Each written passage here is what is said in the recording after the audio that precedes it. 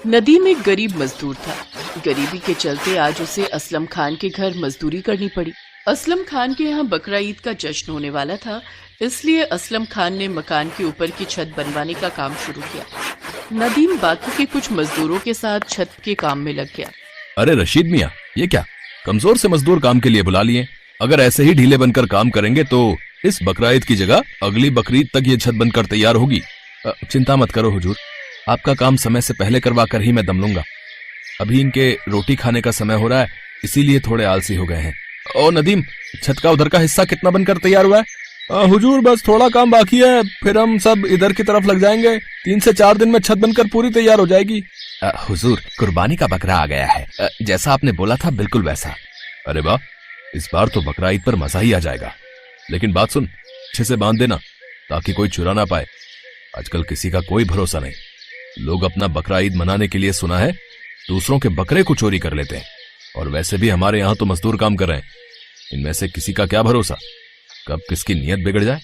असलम खान उन गरीब मजदूरों की तरफ टेढ़ी निगाह करके देखने लगा। मजदूर बेचारे कुछ नहीं बोले, चुपचाप वो काम पर लगे रहे। शाम को छुट्टी होने के बाद सब मजदूरों को उनके पैसे दिए गए। हुजूर, मजदूरों को आज के पैसे देने हैं। मैं सोच रहा था आप मुझे दे दो तो मैं इन्हें बांट दूं, फिर कल सुबह ये सब समय पर पहुंच जाएंगे। अरे रशीद भाई, तुमने कह दिया और ये सब समय पर आ गए, ऐसा कभी नहीं होता। अब इस नदीम को ही देख लो, आज भी 10 बजे काम पर पहुंचा। पूछ इससे आज ये देर से क्यों आया था? हुजूर, बेगम को 1 महीना पहले ही बच्चा हुआ है, घर में देखभाल करने वाला कोई भी नहीं है। पत्नी की तबीयत ठीक नहीं थी, इसलिए बच्चे की देखभाल कर रहा था, तभी आने में देर हो गई। मैं कल समय पर आऊंगा मालिक। तो फिर तो काम पर क्यों निकला है? घर में बच्चे की और बेगम की देखभाल ही कर ले, काम करने की क्या जरूरत है? देख रशीद, मैं तो सोच रहा हूँ तू इसकी जगह किसी और मजदूर को पकड़ ले, नहीं तो ये रोजाना ही देर से आएगा। नहीं नहीं, अब मुझे आने में देर नहीं होगी मालिक। मैंने बेगम की अम्मी को बुला लिया है, कुछ दिन वो यहाँ रह जाएंगी, फिर मुझे समय पर आने को मिल जाएगा। ऐसे मुझे काम से मत निकालो हुजूर, बड़ी मुश्किल से मैं घर परिवार चलाता हूँ, मुझे बड़ी परेशानी हो जाएगी। हुजूर, कुछ दिन और देख लेते हैं, अगर नहीं आया तो मैं खुद इसे काम से निकाल दूंगा। ठीक है, तो आज फिर इसके 100 रुपए काट कर दे, तभी इसे समझ आएगी। पकड़, इसके 150 रुपए हाथ में दे दे। मालिक, मेरे घर में छोटा बच्चा है, आप मेरे इतने रुपए काट लोगे? घर में खाने को कुछ भी नहीं है, बच्चे का दूध भी खरीदना है, घर में खाने का सामान और राशन भी खत्म है, बड़ी मुश्किल से। रशीद नदीम की बात बीच में ही काट देता है। अरे बड़े लोग हैं, इनके सामने इतना बोलना सही नहीं है। जितने दे रहे हैं उतने रख ले, नहीं तो इस काम से भी जाएगा। ये तो मैं हूं जो तेरा काम बचाने की फिराक में हूं, और तू जानबूझकर अपने पैरों पर कुल्हाड़ी मार रहा है। चल अब चुपचाप जा और कल समय पर आ जाना। नदीम की मजबूरी थी कि वो अपनी गरीबी के कारण इस समय चुप था। वो कुछ नहीं बोला और 150 रुपए लेकर उसने बाजार से कुछ सामान और बच्चे के लिए दूध खरीदा और घर पहुंचा। अच्छा हुआ आप सब्जियां ले आए, मैं जल्दी से कुछ खाने का बना लेती हूँ। सलमा, तू बच्चे के पास बैठ, खाना मैं बना लेती हूँ।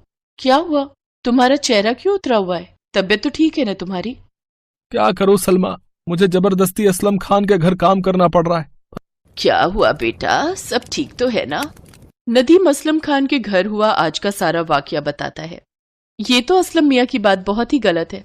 थोड़ा तो उन्हें खुदा से डरना चाहिए कि ऐसे हम गरीब मजदूरों के पैसे काटकर वो अपने खजाने भरकर क्या ही करेंगे। बेटी, इन लोगों को कोई फर्क नहीं पड़ता। कोई गरीब मजदूर बेचारा पूरा दिन मेहनत करके जो थोड़े पैसे कमाता है, ये लोग उसे कोई अहमियत नहीं देते। ये पैसे वाले अपना रौब अलग ही दिखाते हैं। गरीब मजबूर बेचारे इनके आगे कुछ नहीं बोल सकते। ये लो, तुम दोनों खाना खाओ, मैं गरम गरम रोटी सेक रही हूँ। सलमा, तू भी खा ले बेटी, तेरा भूखा रहना बच्चे के लिए ठीक नहीं। कोई नहीं, अपने बीबी बच्चों के लिए थोड़ा बर्दाश्त कर लूंगा, कल सुबह जल्दी निकल जाऊंगा। अगले दिन नदीम जल्दी ही काम पर चला जाता है। इतनी देर तक मजदूर काम पर नहीं आए थे। नदीम छत पर गया और अपना काम करने लगा, तभी तेज बारिश हो गई जिस कारण छत पर पानी भर गया। अरे आज तो काम हो ही नहीं सकता, बारिश में छत गीली हो गई है। अब तो काम कल ही करना पड़ेगा। देखता हूँ, रशीद मियाँ को फोन कर लूंगा। इसी कारण मुझे लगता है बाकी मजदूर भी काम पर नहीं आए हैं। मुझे लगता है सबने छुट्टी कर ली होगी। मैं अभी घर ही चला जाता हूँ। नदीम घर जाने लगता है, तभी असलम उसे आवाज लगाता है। अरे अरे, कहाँ जा रहे हो? अभी सारे मजदूरों को आने दो, आज छत का काम नहीं तो बगीचे की सारी सफाई तुमसे ही करवा लूंगा। कम से कम मेरा दिन तो खराब नहीं होगा। मेहमान आएंगे तो पूरा घर साफ करना जरूरी है। बगीचे को कैसे साफ करना है? जी हुजूर। नदीम बगीचे की सफाई करने के लिए चला जाता है। और भी मजदूर आ जाते हैं और वो भी असलम खान के कहने पर बगीचे की सफाई करने लगते हैं। सफाई करते हुए नदीम गमले को हटाकर साइड में रख रहा था, तभी उसके हाथ से गमला छूट गया। असलम खान गुस्से में आ जाता है और नदीम को थप्पड़ मार देता है। तुम्हें पता भी है जो गमला तुमने तोड़ा उसकी कीमत कितनी थी? मेरे खास दोस्त ने यह गमला तोहफे में मुझे दिया था और तुमने इतना कीमती गमला तोड़ दिया। मैं पहले ही रशीद को कह रहा था कि तुम्हें काम पर ना रखे, पर उसने मेरी बात नहीं मानी। नहीं तो तुम आज इतना बड़ा नुकसान ना करते। अब दूर हो जाओ मेरी नजरों से। जाओ यहां से और मुझे अपनी शक्ल मत दिखाना। मालिक, मैंने जानबूझकर नहीं तोड़ा, गलती से मेरे हाथ से छूट गया। ऐसे मुझे नौकरी से मत निकालो हुजूर, मेरे लिए बड़ी मुश्किल हो जाएगी। तू ऐसे नहीं मानेगा। रुक, मैं नौकरों को बुलाकर अभी तुझे धक्के मारकर यहां से निकलवाता हूं। जैसे ही असलम गुस्से में आगे बढ़ता है, अचानक उसके पैर में एक सांप काट लेता है और असलम छटपटाकर जमीन पर गिर जाता है। नदीम और बाकी मजदूर ये सब देख रहे थे। अरे, इन्हें तो सांप ने काट लिया, मुझे जल्दी ही कुछ करना होगा। अरे तू पागल है जो इसकी मदद कर रहा है? ये हमारे साथ कितना बुरा सलूक करता है? मरने दे, इसकी यही सजा है। इनकी मदद करने की कोई जरूरत नहीं है। चल यहाँ से। नहीं नहीं इमरान भाई, ये गलत है। मैं इन्हें इस हालत में छोड़कर नहीं जा सकता।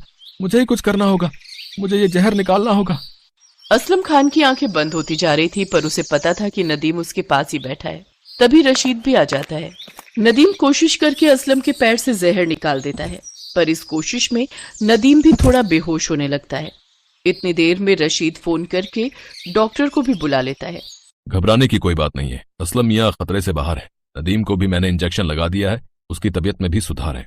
कुछ देर बाद दोनों की तबीयत ठीक हो जाती है। आपको पता है, आज नदीम ने अपनी जान पर खेलकर आपकी जान बचाई है। हाँ बेगम, जब मैं बेहोशी में आ रहा था उसी हालत में मुझे धुंधला सा दिखाई दे रहा था कि नदीम मेरी मदद कर रहा है। फिर अचानक मैं बेहोश हो गया। नदीम, मुझे माफ कर दो। मैंने तुम्हारे साथ इतना बुरा सलूक किया, फिर भी तुमने मेरी मदद की। मैं तुम्हारा शुक्रिया कैसे अदा करूं, मुझे समझ नहीं आ रहा। मालिक, आपकी जान बच गई, मुझे और कुछ नहीं चाहिए। असलम बेटा, वैसे तो नदीम ने तुम्हारे लिए जो किया है उसके बदले जितना भी करो वो कम है, क्योंकि इस एहसान को चुकाना बेहद नामुमकिन है। पर तुम अपने हाथों से बकरा ईद पर नदीम और बाकी सब मजदूरों को तोहफे देकर इनके चेहरे पर खुशी ला सकते हो। जी अब्बू, आप ठीक कह रहे हो। इस बार नदीम और बाकी सब मजदूर अपने अपने घरों में खूब बढ़िया तरीके से बकरा ईद मनाएंगे। आप सब बेफिक्र रहो, इस बार बकरा ईद पर आप सबको मेरी तरफ से ढेरों उपहार दिए जाएंगे। और फिर ऐसा ही हुआ। असलम खान ने नदीम और बाकी सभी मजदूरों को बकरा ईद के दिन ढेरों तोहफे और रुपए पैसे उपहार में दिए, ताकि वो सब भी खुशी से अपने घर में बकरा ईद का जश्न मना सके। नदीम ने और बाकी सब मजदूरों ने खूब धूमधाम से बकरा ईद मनाई। सब मिलकर खुदा का शुक्रिया अदा करते हैं। असलम खान ने उस दिन से अपने व्यवहार को बदल लिया। वो नदीम और बाकी सब मजदूरों के साथ बहुत अच्छे से बर्ताव करता था। असलम ने और भी लोगों के घर नदीम और बाकी मजदूरों को काम दिलवाया। इसके बाद मोहल्ले के लोगों ने फुरकान को पुलिस के हवाले कर दिया और फिर सभी ने होशियार अकरम की पीठ थपथपाई। साथ ही बकरीद का त्योहार भी खूब हंसी खुशी के साथ मनाया।